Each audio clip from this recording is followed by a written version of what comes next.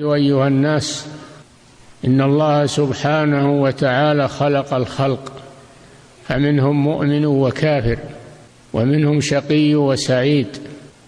فأما الذين شقوا ففي النار لهم فيها زفير وشهيق خالدين فيها ما دامت السماوات والأرض إلا ما شاء ربك إن ربك فعال لما يريد. وأما الذين سعدوا ففي الجنة خالدين فيها ما دامت السماوات والأرض إلا ما شاء ربك عطاء غير مجذوذ. عباد الله، إن الشقاوة والسعادة لهما أسباب من قبل العبد، فالشقاوة سببها الكفر بالله عز وجل والمعاصي والسيئات التي لا يتوب منها صاحبها، وأما السعادة فهي بسبب الأعمال الصالحة وتقوى الله سبحانه وتعالى. لعمرك ما السعادة جمع مال، ولكن التقي هو السعيد، وتقوى الله خير الزاد ذخرا، وعند الله للأتقى مزيد. عباد الله، 3 خصال من وفق لهن نال السعادة في الدنيا والآخرة، وهي من إذا أعطي شكر، وإذا ابتلي صبر، وإذا أذنب استغفر. هذه ال3 هن عنوان السعادة. فأما الأولى إذا أعطي شكر، إذا أنعم الله عليه بنعمة شكر الله عليها واستعان بها على طاعة الله سبحانه وتعالى، وأثنى بها على الله ظاهرا وباطنا، واعترف أنها من الله لا بحوله ولا بقوته. فأركان الشكر هذه ال3: التحدث بها ظاهرا، والاعتراف بها باطنا، وصرفها في طاعة مسديها وموليها. هكذا تكون النعمة منحة من الله سبحانه وتعالى. وأما من لم يشكر فإن الله توعده بالعذاب الشديد: وإذ تأذن ربكم لئن شكرتم لأزيدنكم ولئن كفرتم إن عذابي لشديد. والشكر ليس باللسان فقط، ولكنه باللسان وبالقلب وبالأفعال في طاعة الله. اعملوا آل داود شكرا وقليل من عبادي الشكور. وأما الخصلة الثانية إذا ابتلي صبر. الله جل وعلا قال: ونبلوكم بالشر والخير فتنة وإلينا ترجعون. فتنة يعني اختبار، نختبركم بالشر وبالخير. فمن إذا ابتلي بالشر صبر، وإذا ابتلي بالنعمة شكر، فهذا هو السعيد. وأما من إذا أنعم عليه كفر النعمة، وإذا ابتلي فإنه يجزع ويتسخط لقضاء الله وقدره، فهذا هو الشقي، ولن يحصل على طائل، بل يحصل على ما هو أشد وأنكى والعياذ بالله. إذا أنعم عليه شكر، ولا يبطر ولا يتكبر، ولا يصرف هذه النعمة بالمعاصي والشهوات المحرمة والأسفار المحرمة للنزهة في بلاد الكفار والانخراط في سلك الفسقة والفجار، فيكون مثلهم أو أخس منهم وأردى منهم. إن الكفار يسخرون من بعض المسلمين الذين يأتونهم ثم يظهرون من الكفر والفجور والفسق ما لا يفعله الكفار، ولا حول ولا قوة إلا بالله، بسبب أن النعمة فاضت عليهم فلم يحسنوا التصرف فيها، فتكون شقاء عليهم. الخصلة الثانية إذا ابتلي صبر. الله جل وعلا يبتلي عباده ليظهر الصابر من الذي يجزع ويتسخط. قال سبحانه وتعالى: ولنبلونكم بشيء من الخوف والجوع ونقص من الأموال والأنفس والثمرات وبشر الصابرين الذين إذا أصابتهم مصيبة قالوا إنا لله وإنا إليه راجعون، يفوضون الأمر إلى الله. قال الله جل وعلا: أولئك عليهم صلوات من ربهم ورحمة وأولئك هم المهتدون. والله جل وعلا يبتلي عباده، وأشد بلاء الأنبياء ثم الذين يلونهم. أشد الناس بلاء الأنبياء عليهم الصلاة والسلام. تقرؤون في كتاب الله ماذا جرى عليهم من الابتلاء والامتحان، من المصائب، من أذى الكفار، أذية الكفار لهم حتى صبروا وظفروا. أم حسبتم أن تدخلوا الجنة ولما يأتكم مثل الذين خلوا من قبلكم مستهم البأساء والضراء وزلزلوا حتى يقول الرسول والذين معه متى نصر الله ألا إن نصر الله قريب. فالنصر مع الصبر، والفرج مع الكرب، ومع العسر يسرا، فهم لا ييأسون مهما اشتد بهم البلاء والامتحان، فإنهم يصبرون ثم تزول البلية وتعقبها النعمة والجزاء الحسن نتيجة للصبر والاحتساب. الثالثة: إذا أذنب استغفر. كل ابن آدم خطاء وخير الخطائين التوابون، فالإنسان معرض للخطأ، ولكنه إن أصر عليه واستمر عليه وقنط من رحمة الله صار من الأشقياء والعياذ بالله. فإن تاب إلى الله عز وجل، فإن تاب إلى الله من ذنوبه غفر الله له وجزاه بالجزاء الحسن نتيجة لاستغفاره. وسارعوا إلى مغفرة من ربكم وجنة عرضها السماوات والأرض أعدت للمتقين، وجنة عرضها السماوات والأرض أعدت لمن؟ للمتقين.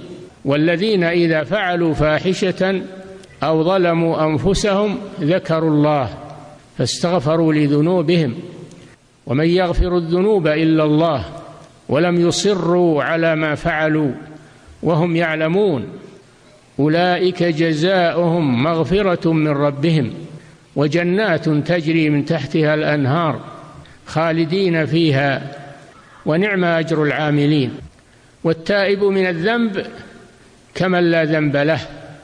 ولا يقنط الإنسان من رحمة الله ومغفرته مهما عمل، ولكنه يبادر بالتوبة. قل يا عبادي الذين أسرفوا على أنفسهم لا تقنطوا من رحمة الله إن الله يغفر الذنوب جميعا إنه هو الغفور الرحيم وأنيبوا إلى ربكم وأسلموا له. بهذا الشرط: فمن تاب تاب الله عليه مهما كانت ذنوبه وخطاياه.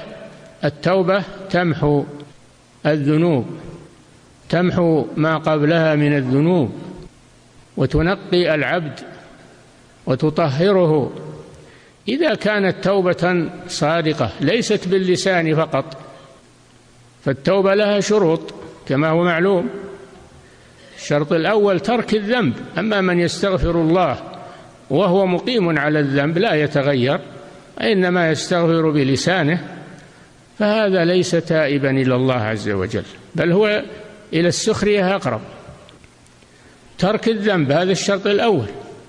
الشرط الثاني العزم ألا يعود إليه مدى الحياة.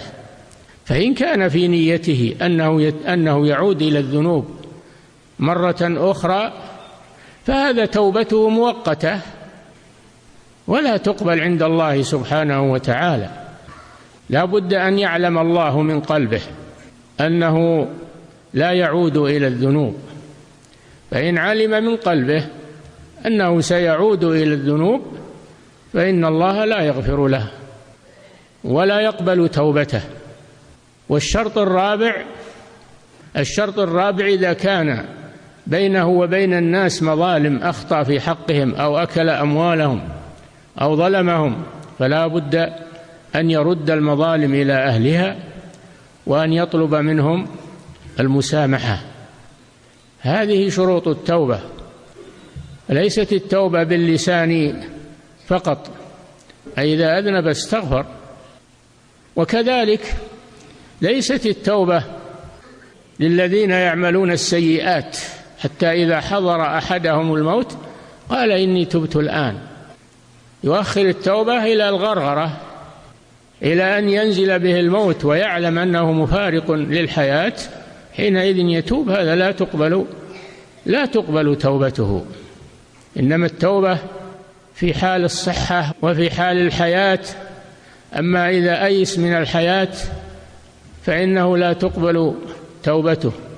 إن الله يقبل توبة العبد ما لم يغرغر، أي ما لم تبلغ روحه الغرغرة، وإلا فكل الناس يتوبون عند الموت، ولكن لا تقبل توباتهم عند الموت.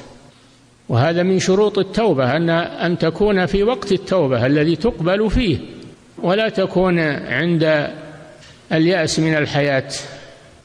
ومن الناس من يتساهل في المعاصي، ولا سهله المعاصي سهله، والله غفور رحيم. نعم الله غفور رحيم، ولكنه غفور رحيم لمن تاب، وإني لغفار لمن تاب وآمن وعمل صالحا ثم اهتدى. هذا هو الذي يغفر الله له. أما من يمهل لنفسه ويقول أتوب بعدين، أو يعتمد على الرجاء فقط ويقول الله غفور رحيم، فهذا متعلق بالأماني الكاذبة التي لا تحقق له قبولا عند الله سبحانه وتعالى. فمن اتصف بهذه الصفات فإنه هو السعيد. إذا أعطي شكر، وإذا ابتلي صبر، وإذا أذنب استغفر. فإن هذه الثلاث هي عنوان السعادة. نسأل الله أن يوفقنا وإياكم لهذه الصفات العظيمة، وأن يمن علينا وعليكم بالتوبة، أو أن يمن علينا وعليكم بالمغفرة والقبول، إنه سميع مجيب الدعاء. فلا بد من هذه الأمور الثلاثة لتتحقق له السعادة. ليست السعادة بالمال والأولاد، ليست السعادة بالملك والرئاسة، ليست السعادة بالشهوات، إنما السعادة بتقوى الله سبحانه وتعالى. وفقنا الله وإياكم لتقواه والعمل بما يرضاه، إنه قريب مجيب. أقول قولي هذا وأستغفر الله لي ولكم ولسائر المسلمين من كل ذنب فاستغفروه إنه هو الغفور الرحيم.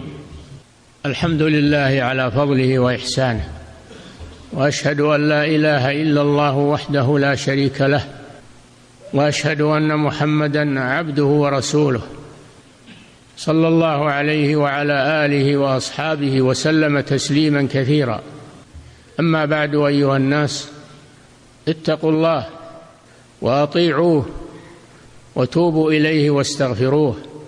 من الناس من يعمل الكبائر، يترك الصلاة، يمنع الزكاة، ينخرط في سبيل الملاحدة والعلمانيين، ويقول الإيمان بالقلب.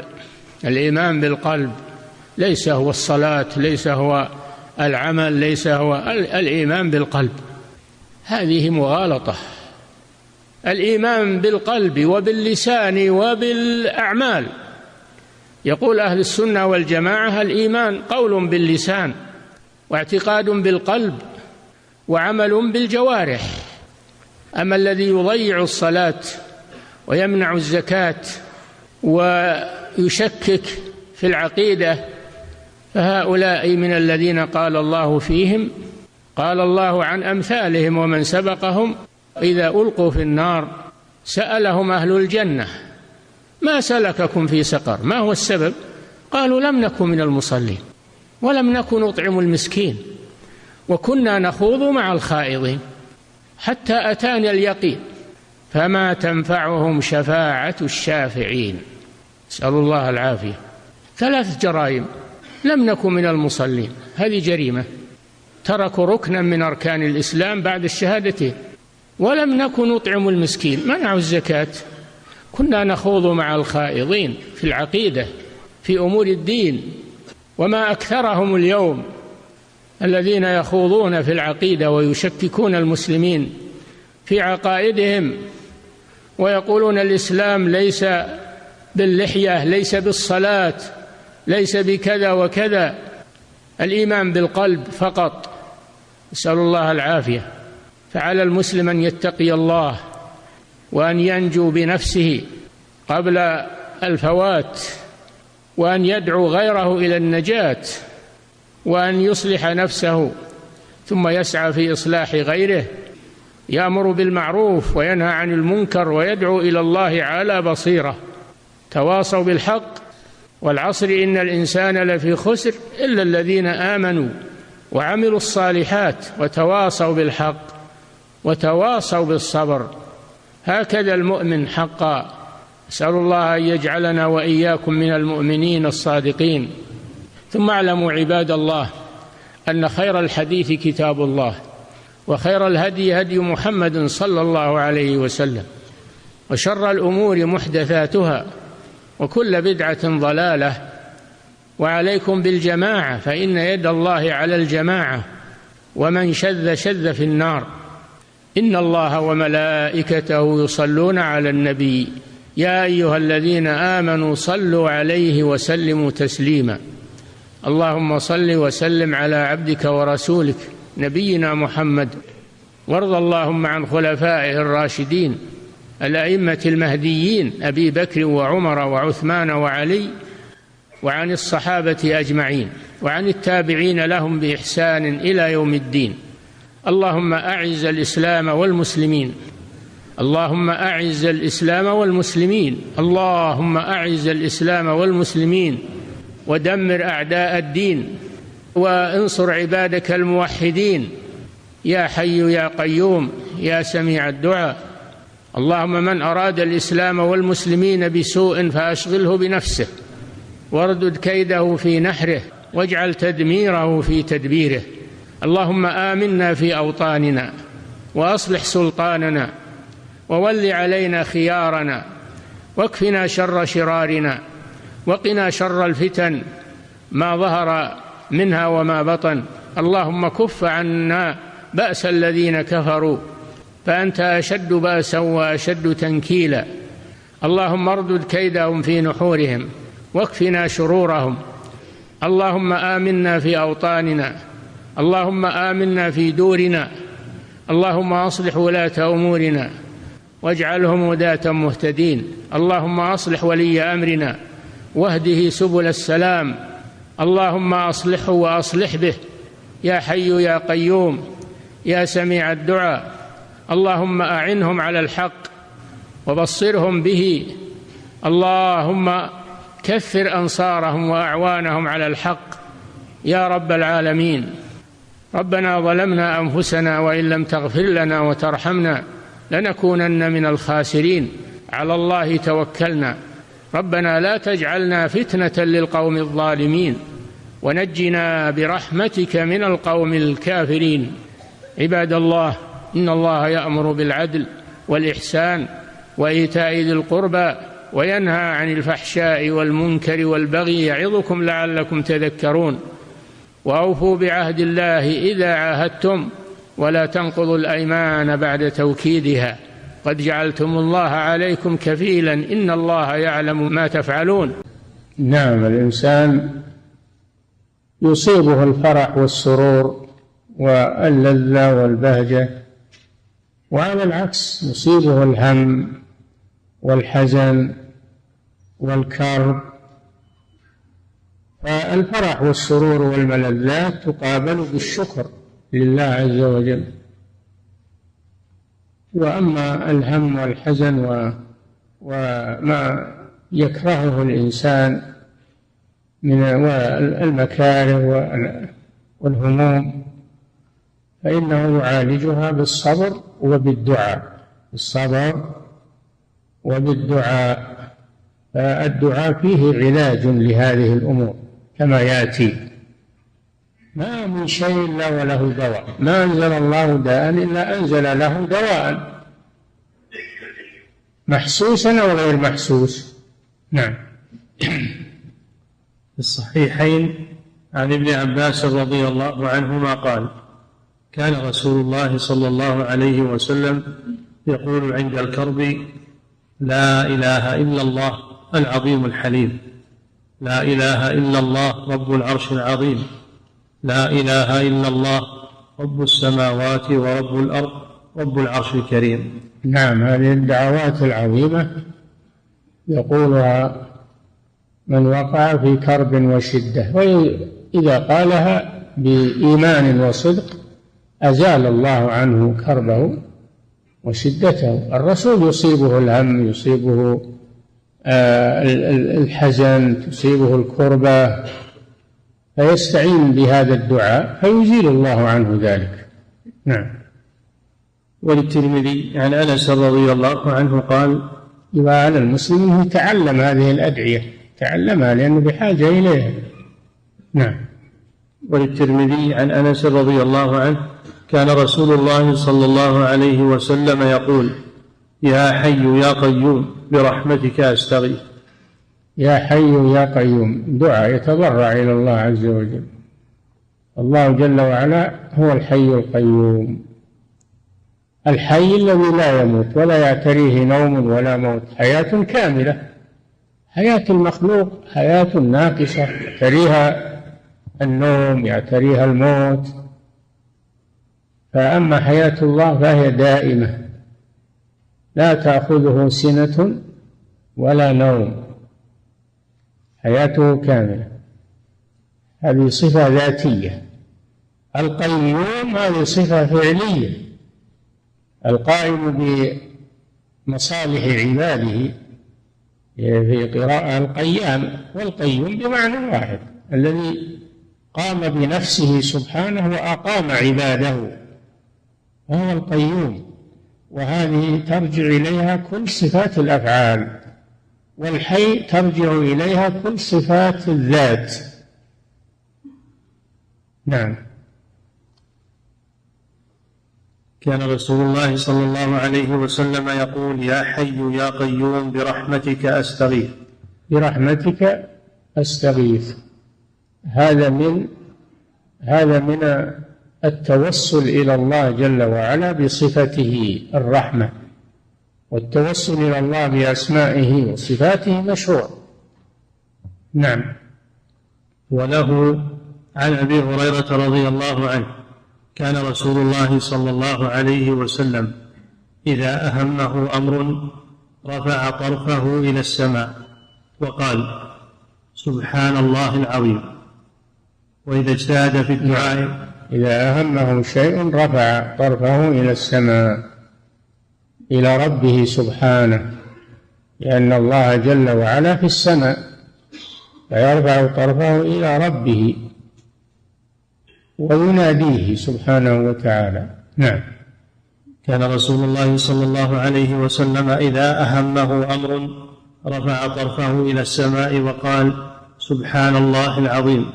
سبحان الله يعني هذا تنزيه لله جل وعلا، العظيم الذي لا أعظم منه، العظمة كلها لله عز وجل، لا أحد أعظم من الله. نعم. وإذا اجتهد في الدعاء قال: يا حي يا قيوم.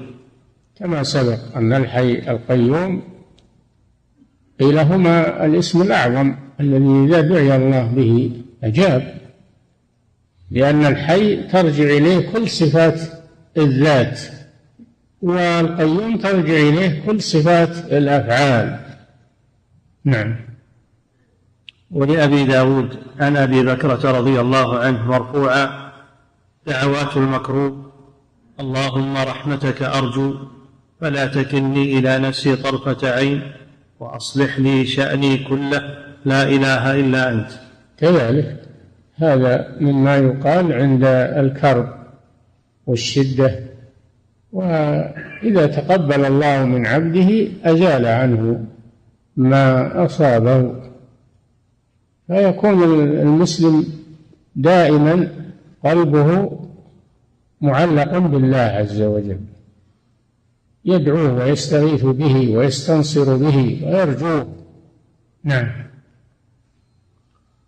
وله عن أسماء بنت عميس قالت رضي الله عنها قالت قال لي رسول الله صلى الله عليه وسلم ألا أعلمك كلمات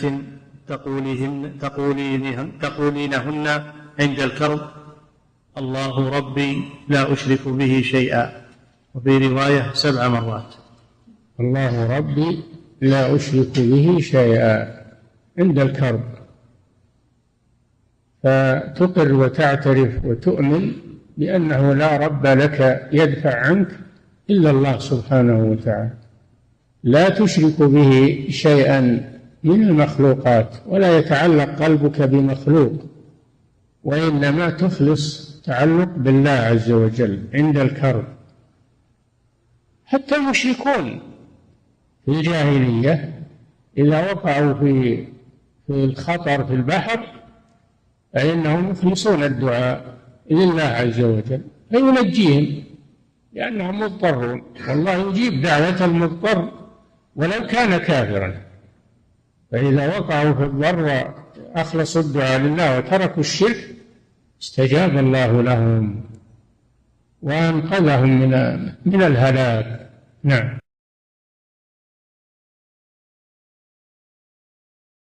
أيها الناس، إن الله سبحانه وتعالى خلق الخلق فمنهم مؤمن وكافر ومنهم شقي وسعيد، فأما الذين شقوا ففي النار لهم فيها زفير وشهيق خالدين فيها ما دامت السماوات والأرض إلا ما شاء ربك إن ربك فعال لما يريد.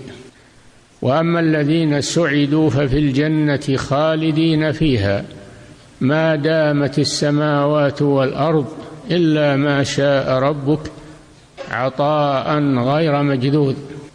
عباد الله، إن الشقاوة والسعادة لهما أسباب من قبل العبد، الشقاوة سببها الكفر بالله عز وجل والمعاصي والسيئات التي لا يتوب منها صاحبها، وأما السعادة فهي بسبب الأعمال الصالحة وتقوى الله سبحانه وتعالى.